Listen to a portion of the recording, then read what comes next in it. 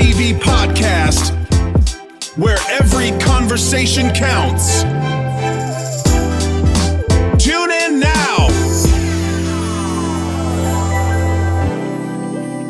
What's up, everybody? It's your girl Shy, and I'm your host for Rappaholic TV.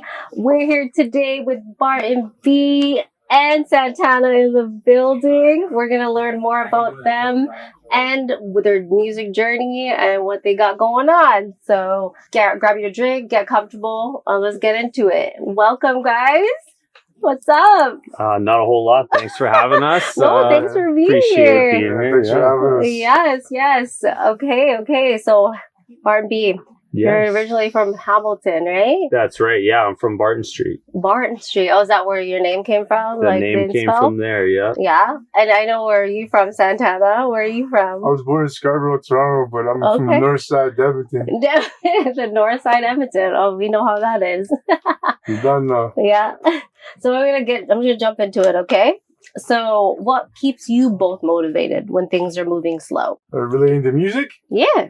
Or whatever in life. How do you manage through that? Honestly, just live life to the fullest, really. You know, Yeah. like if you don't live life to the fullest, then you're just like missing out. Yeah. Really. And doing music's like more like an outlet, really. Outlet, yeah. And that's like, it's an outlet for sure. Yeah. And What I about get to you? do with a homeboy that I actually like being around, so it's the best thing of it all, really. Yeah. For me, really, it's just about the constant evolution of the craft.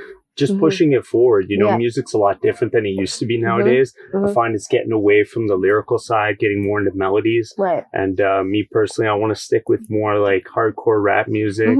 More that and just sound. elevating the craft in that way, because I find it is going in a different direction. So that motivates me, just kind of putting that on my back and try to keep that alive. Yeah, and like evolving from that, right? For 100%. Sure. So I'm going to talk about your tracks because you guys did mention a track that you guys have together, but I'm going to start with you first. Sure. With you. But what inspired you with your track Get Through?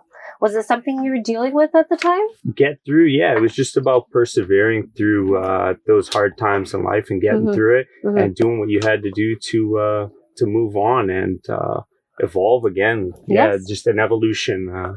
So that track was really about that, just the perseverance. Yeah. And do you think people like literally relate to that? Like when they hear it, they're like, I'm going to push through, get through. Like you. I hope so. I mean, that's definitely the message for sure. 100%. Yeah. Okay. Yeah. And so you guys' new track together, I had a quick listen to it prior to getting into it, but it's called 23 for Life. Okay. So like, what does that song mean to you guys? Like, where did it come from, and like how did you guys stem from that? Well, we were both born on the 23rd. Oh! Yeah. So that's actually 23rd. Our birthday's on the 23rd for life. Both of us. Right? So different months though. Different months, so yeah. But on the 23rd.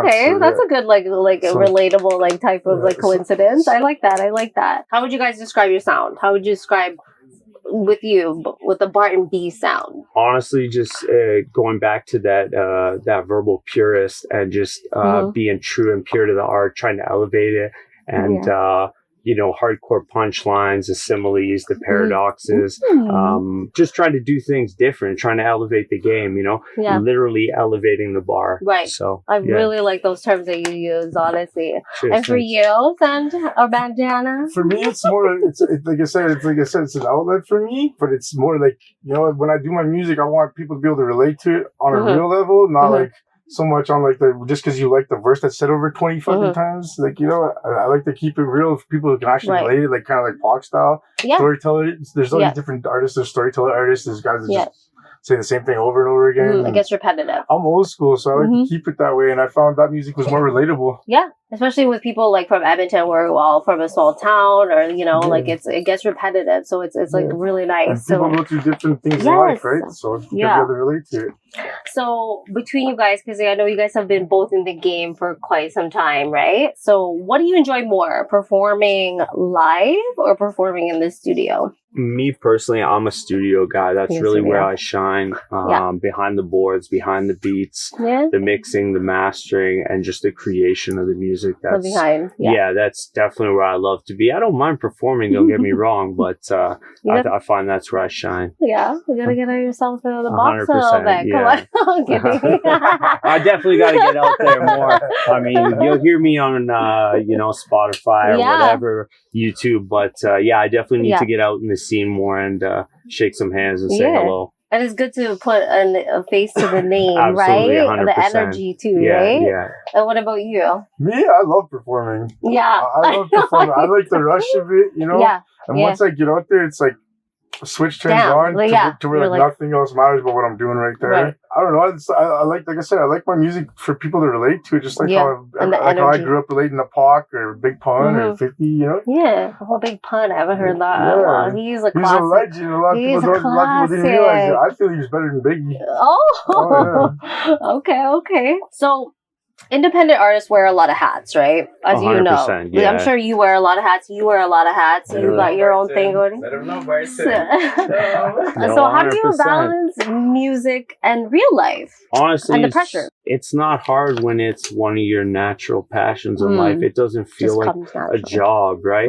It doesn't matter what time you do or don't have. If you're passionate about something, you're going to make the time to do it. And that's really what it comes down to ultimately. It comes out of it. Yeah, I mean, you're going to make the time if you're passionate about something, whether it's going to the gym or making music or, whatever it is, education, this, that, you're going to do it because you're passionate about it. So that's like your drive. That drives you, right? Yeah, it's very easy because it comes natural and I love it. I love that. So what was you? I love every bit about it, but it was more like when I started out rapping, it was more just like something as pastime, because I started as a street kid, I didn't have nothing to know, so I did it as pastime, just keep my mind focused on moving forward instead of failing. Yeah. And then it became something else, and I just love doing it, right? Like he said, if it's your passion, like how you're gonna stop that, right? And if you stop that, then you're just like defeating yourself, right? Yeah.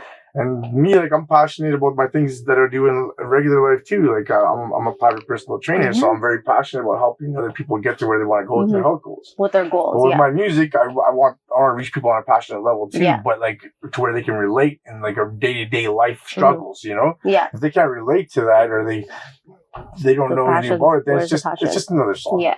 So what was the time where you were like, your aha moment where you were like, this is what I want to do for real? Like, music is like my passion. I want to do this. I want to take this seriously. What was like your aha moment?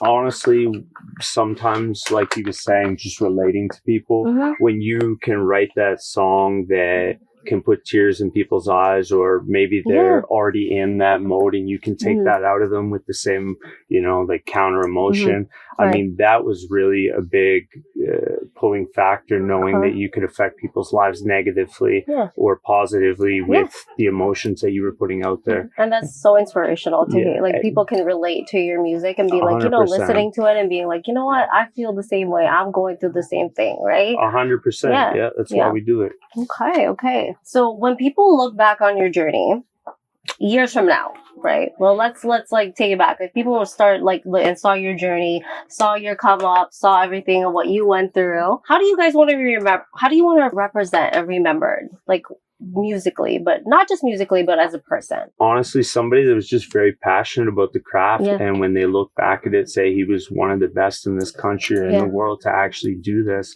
and really make an impact. Because at the end of the day, I mean, money is money, but to do something monumental that will live on after you pass, that's really the biggest pulling and driving factor, I think, is just putting that art out there so that, years down the road, people can relate to it and maybe gain something positive from it too. Yeah. And remember that and be like, you know what, that song 100%. Just brings that back. Like, that's what you would want, right? It brings me back to be like, that's how I felt at that time. 100%. What about you? Me? It's more like, I want to, if I'm gonna have something left, like for like my legacy or something, I want people. Yeah, your legacy. I want people to think of the fact that there is an outlet. You can start. Yes. You can start in the ditch. From the bottom up. But it's whether you allow yourself to stay there. You know what I mean? Like if you put limits for yourself, then you got those limits. But it's only limits that you put for yourself. Yeah. You focus on your mind and say, I have no limits. I can make it. I can push myself. I can level up. Yeah. that's what I would want to leave for people, you know, to show like, yeah, I might have been through some struggles, I might have done some prison time, but I still fucking started my own business, I still rose to the top, you know, and like, just basically you can come up with the scraps, but you can still make it at the top, you know? Yeah. Instead of sitting there wallowing on your sorrows, exactly, and not play the victim, and you know, you go from your struggles, right? Like I was talking about it with the other artist earlier, but yeah, we were talking about like how life, we're on this earth only once, so you gotta live your life, gotta make your impact, gotta do what you gotta do with your music. So, but my last question is, if your life was a movie title, what would that title be? Oh, wow, it can't be. That's a hard one. Jeez. It can't be Barton B either. No. Jeez. One word could be good. Honestly, the truth hurts. Ooh, I like hurts, that. So it is what it is. Ooh, you know what I mean? I really like that. Yeah. That's actually deep. The truth does hurt. Yeah, it does. What about you? Me? It'd be like behind the bandana. Behind the bandana, okay, yeah. Like behind I live a lot of my life behind a bandana. That's my artist name, right? Like, you know, I no longer have to do that anymore, but... Yeah, that's really, really good. So another thing, I'm going to have a don't be shy moment, because I always ask my artists the don't be shy moment, okay? So what's something that is like a fun fact about you that nobody knows outside of like your page, your artist, your platform? What's something that people should know about you? Like a fun fact? Honestly, I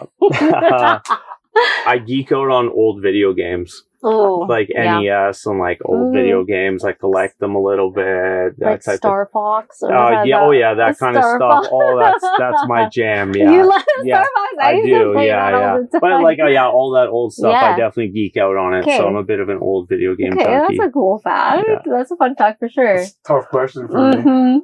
Tough question for me. Because I've known you for a while, so. Yeah, it's a tough question for me. I'm going to say I prefer dumbbells over people. Yeah? No, recently I've been I prefer to be in a gym than to deal with stupid people. Yeah. And not so much like stupid people, like people that, like. Just nowadays. Like, inadvertently come at you with dumb shit. Yeah. You know? No. I prefer a gym environment over being around a crowd of people. And you know what they say, the gym and working out is like the natural antidepressant, so get you out of your... Yeah, I agree with that. No pills, really nothing but skills, exactly. Well, Yeah. that is it for me, so thank you guys for joining me. Thank you, you did a great job. You guys have been great. It was always great to see you again, too. I know. Yeah. So thank you for tuning in.